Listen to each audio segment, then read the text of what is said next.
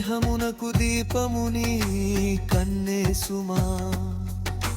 కన్ను తేటగా ఉంటే నీ బ్రతుకు వెలుగుమయము. మోహపు చూపుతో చూస్తే హృదయమందే వ్యభిచారం.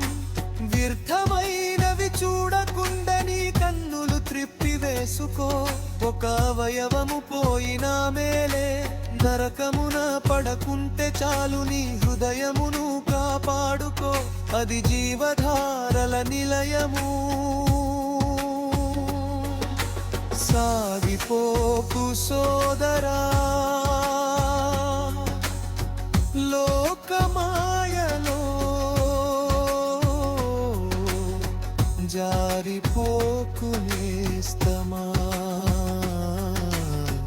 పాపవు